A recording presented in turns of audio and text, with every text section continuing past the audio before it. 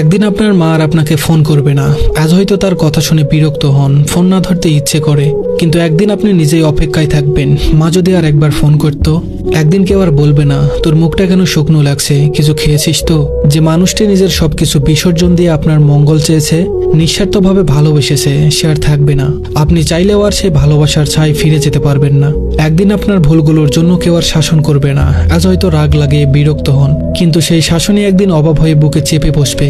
একদিন যে ঘরে ঢুকলেই মা আপনার পছন্দের খাবার নিয়ে হাসি মুখে অপেক্ষা করতেন, সেই ঘরটি শুষণ পড়ে থাকবে। সেখানে খাবার থাকবে, রান্নার গন্ধ থাকবে, কিন্তু যে ভালোবাসা সবকিছুকে প্রাণ দিত, সেটি আর থাকবে না।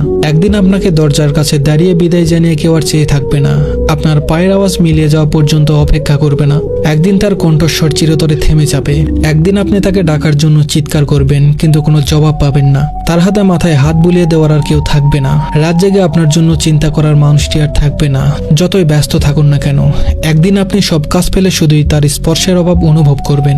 তখন কোনো কিছু দিয়েই সেই শূন্যতা পূরণ করা সম্ভব হবে না। সময় খুব নিষ্ঠুর, এটি থেমে থাকে না, কাউকে ফেরত পাওয়ার সুযোগ দেয় না। একদিন শুধু স্মৃতির মধ্যে তাকে খুঁজতে হবে, তার পুরনো গলার স্বর রেকর্ডে শোনার চেষ্টা করতে হবে, পুরনো ছবিগুলো হাতে নিয়ে বোবা কান্না করতে হবে, কিন্তু কিছুই আর ফিরবে না, কেউ আর ফিরে আসবে না। আপনি কেবল অনুভব করবেন আপনার ভিতরে এক বিশাল শূন্যতা, যা কখনোই আর পূরণ হবে না। ধন্যবাদ সবাইকে।